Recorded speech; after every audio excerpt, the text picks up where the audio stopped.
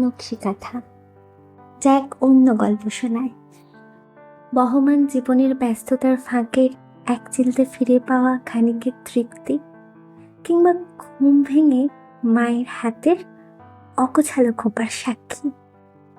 এই কিছুটা সময় চলুন না একসাথে পাড়ি দিই এক অন্য দেশে। নকশিকাঁথার প্রথম প্রতিবেদন বিদ্যুৎ দে মহাশয়, হঠাৎ দেখা।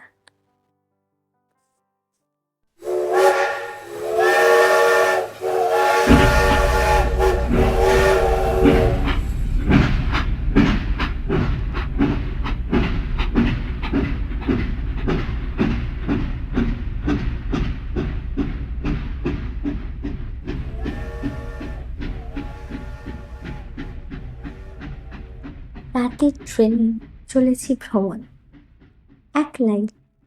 পছন্দসই সাইড লোয়ার বার্থে আরাম করে শুয়ে পড়েছি। খোলা জানলায় হুহু হাওয়া, কাস্তের মতো মাখন রাঙা চাঁদরা পাল্লা দিয়ে ছুটছে সমান গতিতে। কখনো কখনো গাছপালার আড়ালে, কখনো আবার মাথার উপর দিয়ে হাপিস হয়ে যাচ্ছে। অন্ধকার মাঠের মধ্যে অপ্রাকৃতিক সব ছায়া দেখছিলাম বিভোর হয়ে। শিপার ক্লাসে অন্য সবাই ঘুমে অচৈতন্য। আপার বার্থ থেকে একজন বয়স্ক মানুষ নেমে এলেন, হাতে পুরোনো আমলের স্টিলের এভারেজ টর্চ। চলে যাচ্ছেন বাথরুমের দিকে। আশ্চর্য ব্যাপার, ইনি কখন এলেন, কখনই বা আপার বাথে উঠলেন, খেয়ালই করিনি। হবে হয়তো নিজের ভাবনায় বিভোর ছিলাম, তাই। চমকে উঠলাম এক শিশুর চিল চিৎকারে, ভয় পেয়ে কেঁদে ওঠার মতো। ওর মা চাপড়াতে চাপড়াতে বলে, কিছু না মানা, কিছু না, স্বপ্ন দেখছিলি। এই তো আমি আছি শোনা, ঘুমো ঘুমো। বাচ্চাটা চুপ করে গেল। একটু বাদে আবার কোঁকিয়ে ওঠে। দেখি টর্চের আলোর বৃত্তটা মেঝে বরাবর এদিকে এগিয়ে আসছে। ভদ্রলোক ওপরে উঠতে গিয়ে কি মনে করে নিচু হয়ে আমায় ফিসফিস করে বললেন, কি ঘুম আসছে না বুঝি? অন্ধকারে শোয়া দিচ্ছেন তো? ভালো ভালো। আমারও ঘুম আসছে না ভাই, একটু বসি। পা সরিয়ে ওকে বসার জায়গা করে দিয়ে বলে, বসুন, পা তুলে আরাম করে বসুন। ভদ্রলোক বাবু হয়ে পিছনে হেলান দিয়ে আরাম করে বসলেন মুখোমুখি। ঠিক তখনই একটা টানেলে ট্রেনটা ঢুকে পড়ল গুম গুম শব্দে। কোথায়? অরণ্যভ্রমণে? একলাই? বাহ বাহ বাহ, ভালো ভালো, খুব ভালো। খুব ঘুরে বেড়ান বুঝি? একা ঘোরার মতো আনন্দ আর কিছুতেই হয় না। আমি বলি, আপনিও কি একলা বলো ভ্রমণে? বললেন, বনে জঙ্গলেই তো সারাটা লাইফ কেটে গেল। ফরেস্ট ডিপার্টমেন্ট থেকে অবসর নিয়েছি, বছর 7-8 হবে। উৎসাহে আমার চোখ চকচক করে ওঠে। আমার আক্ষেপ, নানা পেশার নানা বন্ধু বান্ধবের মধ্যে একজনও কোনো দপ্তরের বন্ধু জোটেনি আমার কপালে। তেমন কেউ থাকলে অজানা অচেনা বনে বাজারে ঘুরে বেড়ানো যেত। বিশেষত যেসব অরণ্য সাধারণের নাগালের বাইরে। নড়ে চড়ে কোলে বালিশ নিয়ে সহৎসায় বলি, চাকরি জীবনে তেমন কিছু রোমহর্ষক অভিজ্ঞতা থাকলে বলুন না। বললে বিশ্বাস করবে কিনা জানি না, তবু বলি। হ্যাঁ হ্যাঁ, মন খুলে বলুন। ভদ্রলোক উদাস নজরে জানলার বাইরে তাকিয়ে থাকেন। একটা নিঝুম শুনশান স্টেশন পার হয়ে যাচ্ছে। কয়েকটা টিমটিমে বাতির আলো ওর মুখের উপর দিয়ে পিছলে যায়। খোঁজা খোঁজা দাড়ি, পুরো ঠোঁট, শক্ত চোয়াল, চোখ দুটো উঁচু হয়ে বাইরে ঠেলে এসেছে। অসম্ভব চকচকে দৃষ্টি। গম্ভীর স্বরে বলতে থাকেন। ডিপার্টমেন্টে টাকা দেবে বলেই আমার শোনা ছিল। চোর, ডাকাত, জানোয়ার, অফিসার কাউকেই রেয়াত করতাম না। সিনিয়র তো আমার টানতো বেশি। কর্মসূত্রে অনেক আনন্দ করেছি, বহুগুণ বাংলা রাখতে দিয়েছে। কিন্তু একটা বাংলার অভিজ্ঞতা আমার সমস্ত সাহসে ফাটল ধরিয়ে দিয়েছিল। নামটা আমি বলবো না। আজ সেখানে পাকা রাস্তা হয়েছে, টুরিস্টদের বিলাসবহুল নতুন বাংলো হয়েছে। জানি না আর সেই ব্রিটিশ আমলের কাঠের পুরো বাংলোটা আদৌ টিকে আছে কিনা। তখন আমার বয়স 32-33 হবে। সার্ভের কাজে প্রায় 20 কিমি হেঁটে সেই বাংলোতে পৌঁছাতে প্রায় সন্ধে হয়ে গেল। বেয়ারা আর আদিবাসী চৌকিদার দুজনে মিলে কাঠের আঁচে ঝপাঝপ খাবার বানিয়ে ফেলল। আমার সঙ্গে বিশু উসখুস করে। ওর চঞ্চলতা দেখে বুঝতে অসুবিধা হয় না হাঁড়ি আর নেশা জাগার দিয়েছে। চৌকিদার মংলুকে বলি ওর জন্য কিছু একটা ব্যবস্থা করতে। মংলু তার গ্রাম প্রায় 5 কিমি দূরে, এখানে পাওয়া যাবে। কিন্তু এই রাতে গিয়ে আবার ফেরা অসম্ভব। তাই ওদের দুজনকেই চলে যেতে বলি গ্রামে। আমি একাই বেশ এনজয় করবো রাত্রে, একলা। মংলু অদ্ভুত নজরে আমায় দেখে বারবার, যেন কিছু একটা বলতে চাইছে কিন্তু বলতে পারছে না। দুহাত কচলে কাঁচুমাচু হয়ে যা বলে তাতে বুঝি ও আমায় বাইরে বেরোতে বারণ করছে। আর রাতে যেন কোনো কারণেই আর দরজা না খুলি সেটাও বলছে। ফায়ার প্লেসে আগুন জ্বালিয়ে আরো কাঠকুটো রেখে যায়। পাতকুয়ো থেকে পর্যাপ্ত জল তুলে রাখে স্নান ঘরে। জলের জগও ভর্তি করে দেয় কাঁচের গ্লাস সহ, যাতে রাত্রে আর কোনো কারণেই আমায় বাইরে না যেতে হয়। তার পুরো দস্তুর ব্যবস্থা। যাওয়ার আগে বলে, বাবু, দুধটা এনে দিন। গ্রামের মানুষদের ভূত প্রেতে বিশ্বাস, কুসংস্কার এসব আকছার দেখেছি। ওকে ধমক দিয়ে বাড়ি পাঠিয়ে দিলাম। যেতে গিয়েও মংলু বলে যায়, আমার কথাটা রাখেন, দোলনা দিয়ে শোবেন নিকো বলে হ্যারিকেনটা সেন্টার টেবিলে রেখে ওরা চলে গেল। আমি অফিসের কাজ নিয়ে বসে পড়ি। এক মনে কাজ করতে করতে ঘন্টা 3 পার হয়ে যায়। যত রাত বাড়ে অরণ্য ততই জীবন্ত হয়ে উঠতে থাকে। নানান শব্দ ভেসে আসতে থাকে। এসব আমি খুব উপভোগ করি। নতুন নতুন শব্দের কারণ বোঝার চেষ্টা করি। বনের সাথে আমার এক খেলা, নেশার মতো। কানে এলো দূরে একটা ঝর্ণার আওয়াজ, যেন পাথরের ওপর থেকে গড়িয়ে পড়ছে। ব্যাটা মংলু তো বলেনি এটার কথা, হয়তো হুড়োহুড়িতে ভুলে গেছে। অবশ্য আমিও শুধোইনি। গায়ে চাদরটা জড়িয়ে গাদা বন্দুকটা কাঁধে ঝুলিয়ে বারান্দায় দাঁড়ালাম। জ্যোৎস্নায় থই থই করছে বানভাসির মতো। কদিন আগেই পূর্ণিমা পার হয়েছে। কাজের চাপে আর চাঁদের হিসেবই রাখা হয়ে ওঠেনি। কান খাড়া করে ঝর্ণার দিকটা বোঝার চেষ্টা করি। ডাইনে বাঁয়ে কাছে দূরে সব দিকেই ছোট বড় টিলা। একবার মনে হচ্ছে ডান দিকের টিলার ওপারে, পরক্ষণেই সামনের খাতের নিচে। ঠিক ঠাহর করা যাচ্ছে না। যেখানেই হোক এই দুধ সাদা আলোতে খুঁজতে খুব একটা অসুবিধা হবে না। আর এমন আলোতে ঝরঝর ঝর্ণার রূপ নিশিটাকের রোমাঞ্চ রক্তের স্রোতের থেকেও ভয়ঙ্কর। কয়েক কদম এগিয়েছি কি এগোয়নি, হঠাৎ এলোমেলো বাতাস বয়ে গেল, ঠিক যেন গ্রীষ্মের দুপুরের ছোট্ট ঘূর্ণি ঝড়। ঝর্ণা চুপ করে গেছে। সমস্ত নৈসর্গিক শব্দ থমকে গেল কোনো এক মন্ত্র বলে। শরীরে শিরশিরানি অনুভব করি। পা দুটো কাঁপছে কেন? আমি কি ভয় পেয়েছি? না, একটুও না। অনেক সময় হিংস্র সাপট কাছাকাছি এলেও এমনটা হয়, কিন্তু তখন একটা উৎকট গন্ধ পাওয়া যায়। তেমন কোনো গন্ধও তো পাচ্ছি না। মনে পড়ল মঙ্গলুর বারবার সাবধান করে যাওয়ার কথা। সেটাই কি তবে মনের অবচেতন থেকে আমাকে প্রভাবিত করছে? লোকাল লোকেদের মান্য করে অনেক বিপদ এড়িয়ে যেতে পেরেছি বহুবার। সেই অভিজ্ঞতায় আমায় ঘরের বাহাদুরে ফিরিয়ে নিয়ে যেতে বাধ্য করলো। সত্যি বলছি, আমি কিন্তু একটু ভয় পাইনি।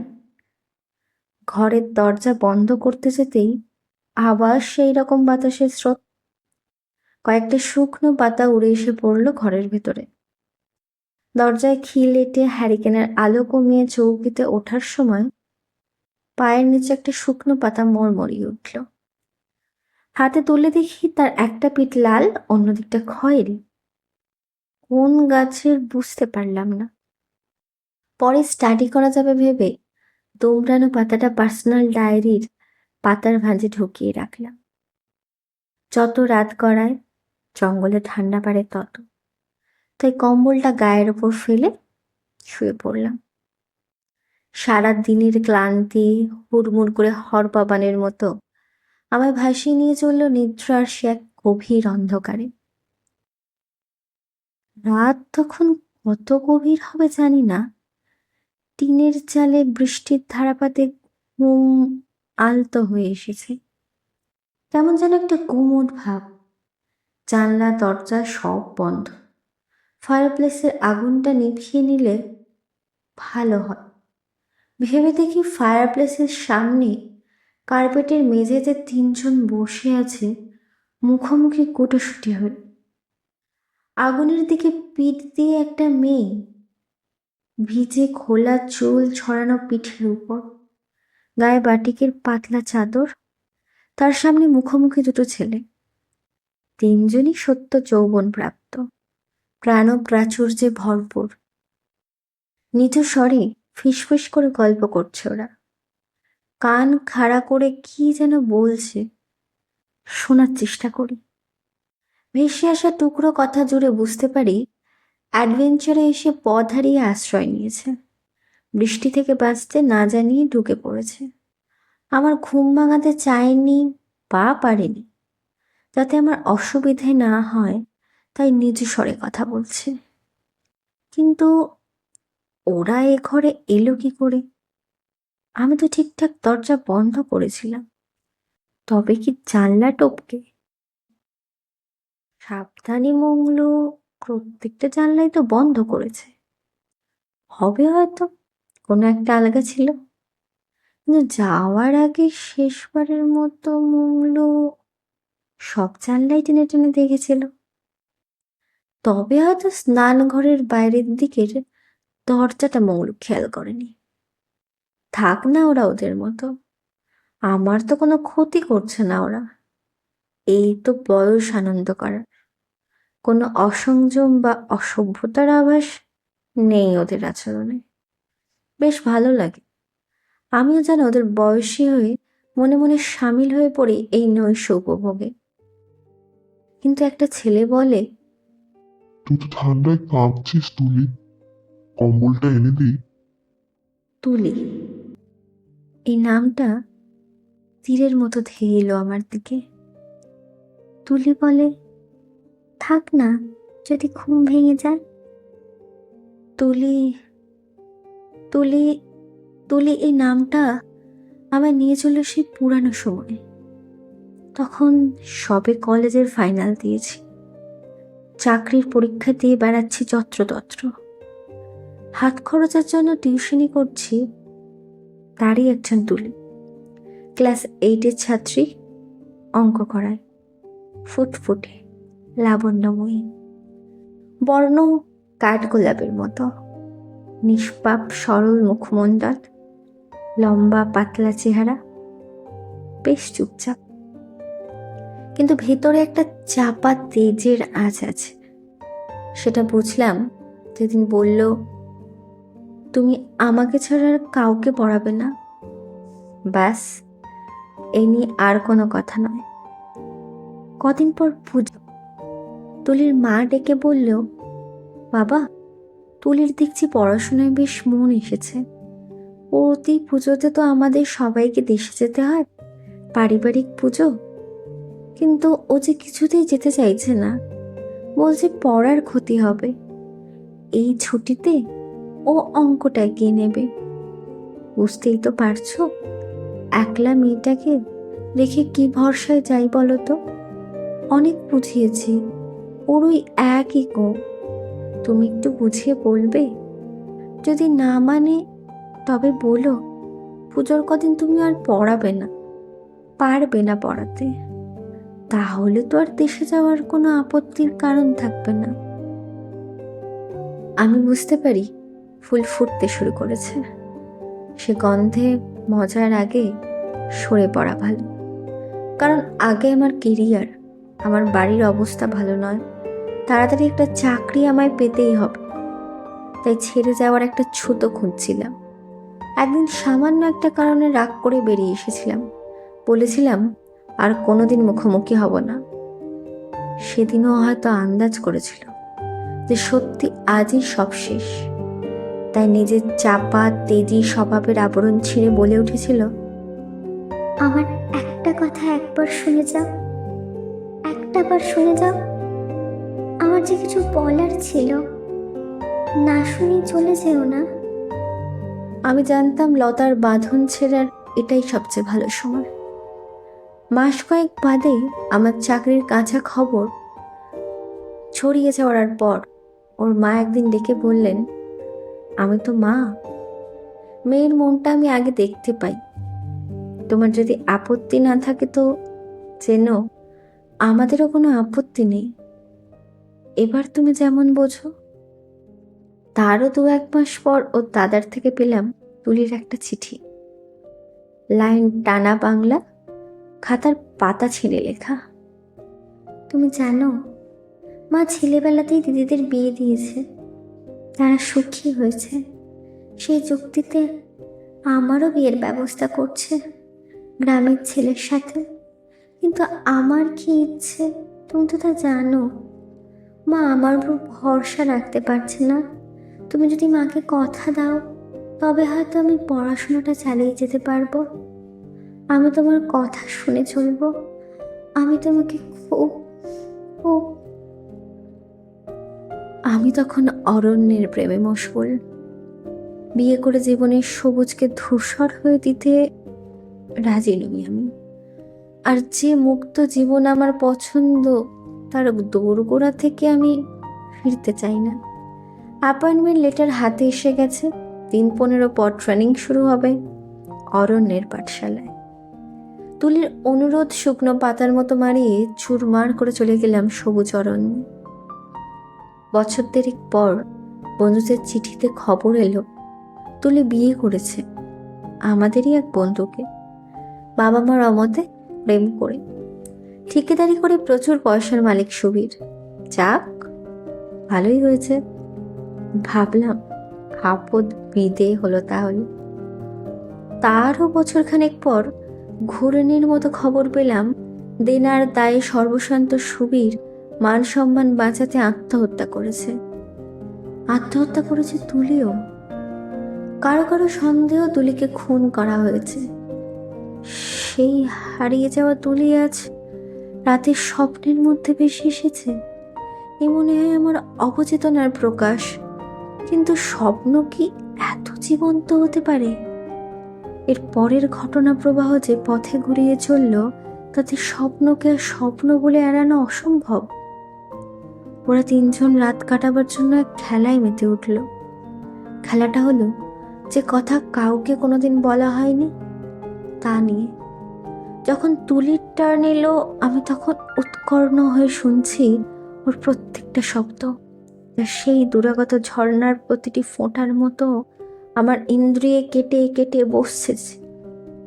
তুলি প্রায় নিষ্প্রিয় অথচ তেজোদ্দীপ্ত দৃঢ়তায় প্রথম প্রেমের কথা বলে যাচ্ছে আবেগহীন স্পষ্টতায়, অশ্রুহীন বেদনার মতো গভীরতম ওর অনুভব, যার প্রতিটি বাক্য আমার ভুলে যাওয়া ঘটনার বিবরণ।